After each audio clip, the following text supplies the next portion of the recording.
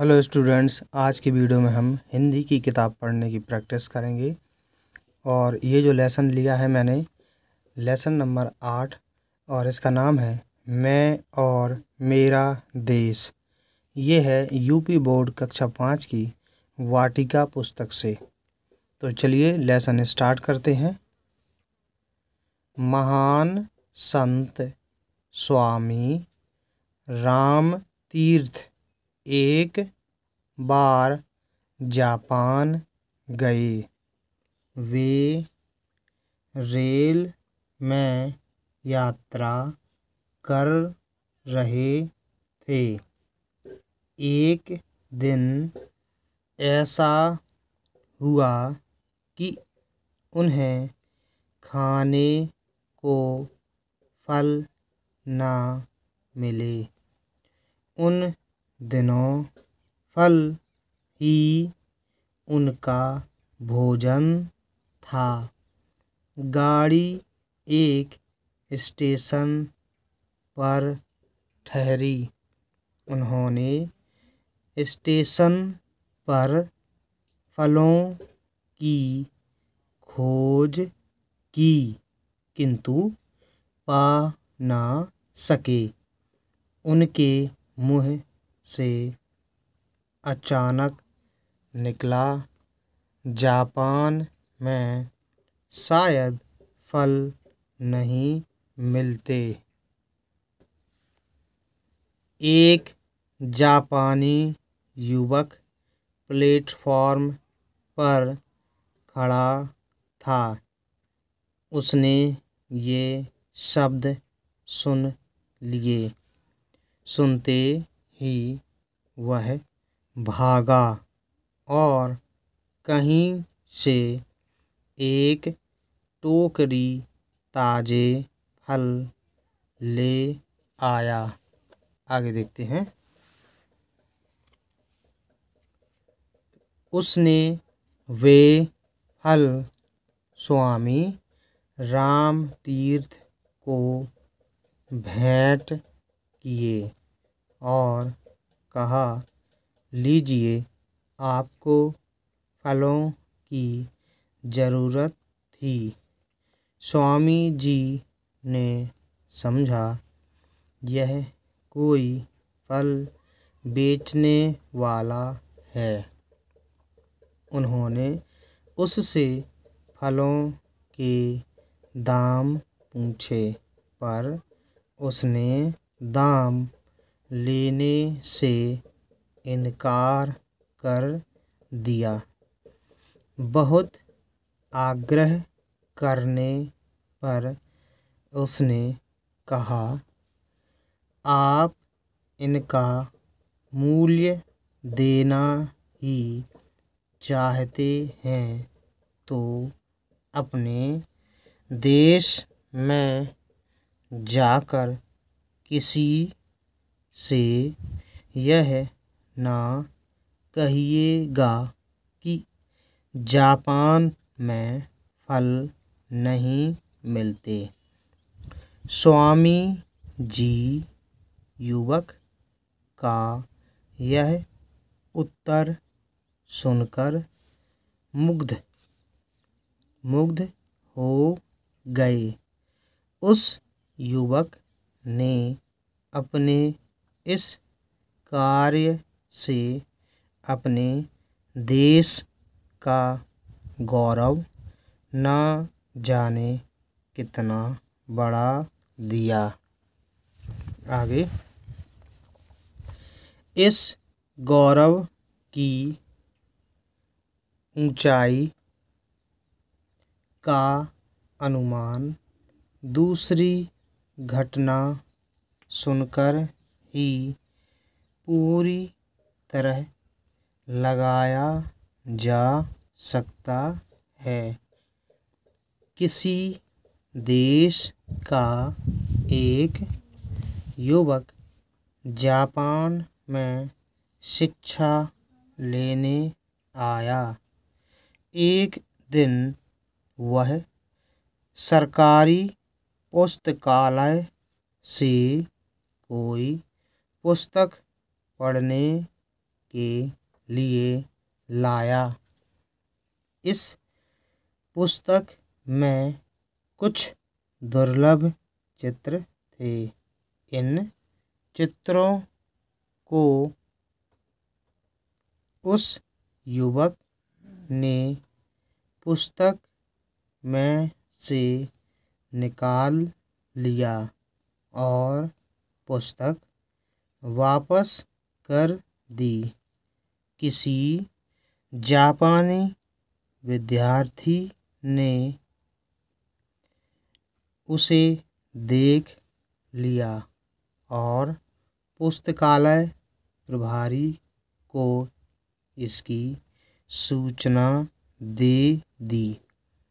Police ने तलाशी लेकर वे चित्र उस विद्यार्थी के कमरे से बरामद किए और उस विद्यार्थी को जापान से निकाल दिया गया।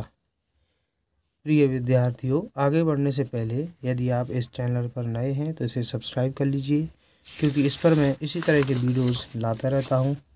इसके बाद आगे देखते हैं।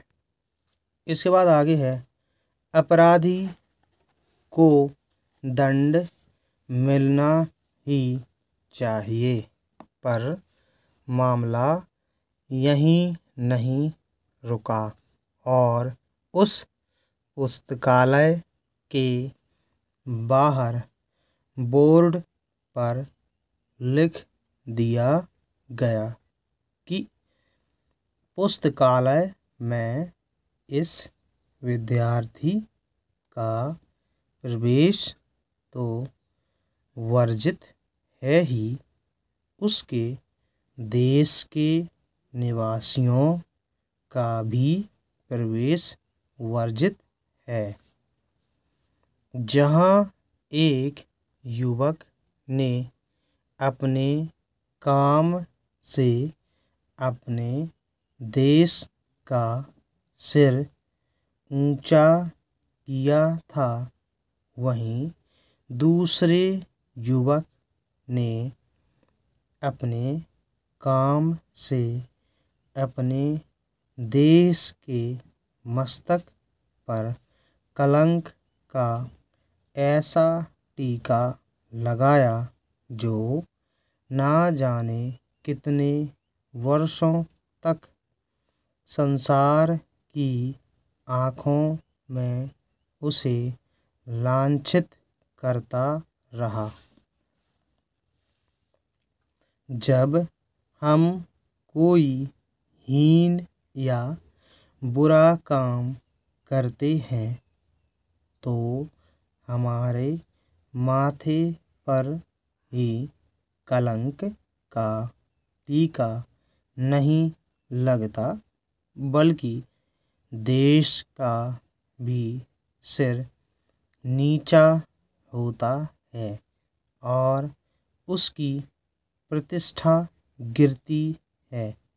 जब हम कोई श्रेष्ठ कार्य करते हैं तो उससे हमारा ही सिर नहीं ऊंचा होता, बल्कि देश का भी सिर ऊंचा होता है और उसका गौरव बढ़ता है। इसलिए हमें कोई ऐसा कार्य नहीं करना चाहिए जिससे देश की प्रतिष्ठा पर आँच आए। आगे है, क्या आप चलती रेलों में, मुसाफिर खानों में, क्लबों में, चौपालों पर और मोटर बसों में कभी ऐसी चर्चा करते हैं कि हमारे देश में यह नहीं हो रहा है, वह नहीं हो रहा है और यह गड़बड़ है, यह परेशानी है। साथ ही क्या आप अपने देश की तुलना किसी अन्य देश के साथ करते हैं कि कौन सा देश श्रेष्ठ है और कौन सा देश हीन है? यदि हाँ, तब आपको चिंता होगी कि देश की प्रतिष्ठा को बनाए रखने के लिए हमें क्या करना चाहिए। क्या आप कभी केला खाकर छिलका रास्ते में फेंकते हैं? अपने घर का कूड़ा बाहर फेंकते हैं? अपशब्दों का प्रयोग करते हैं? इधर की उधर, उधर की इधर लगाते हैं? अपने घर, दफ्तर, गली को गंदा रखते हैं?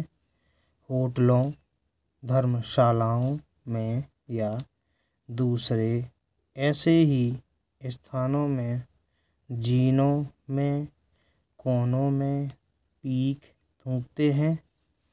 उत्सवों, मेलों, रेलों और खेलों में ठेलम ठेल करते हैं? नियंत्रित होने पर विलंब से पहुंचते हैं?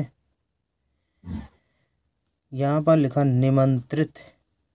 इसके बाद है या वचन देकर भी घर आने वालों को समय पर नहीं मिलते और इसी तरह शिष्ट व्यवहार के विपरीत आचरण करते हैं। यदि आपका उत्तर हाँ है तो आपके द्वारा देश के सम्मान को भयंकर आघात लग रहा है और राष्ट्रीय संस्कृति को गहरी चोट पहुंच रही है।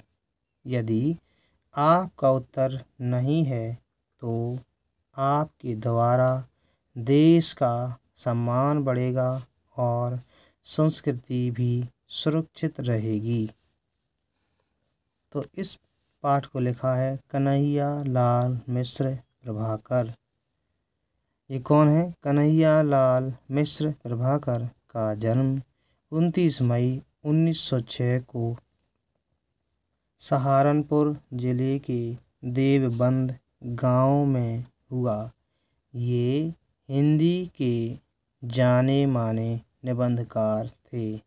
इनकी प्रमुख कृतियां हैं जिंदगी मुस्काई, माटी हो गई सोना, दीप जले, शंख बजे। 9 मई 1995 को इनका निधन हो गया। तो इस प्रकार से वीडियो कंप्लीट होती है। यदि आपको ये वीडियो पसंद आया है इसे लाइक कीजिए। ऐसे ही और वीडियोस के लिए, हिंदी अच्छे से सीखने के लिए इस चैनल को सब्सक्राइब कर लीजिए। वीडियो देखने के लिए धन्यवाद।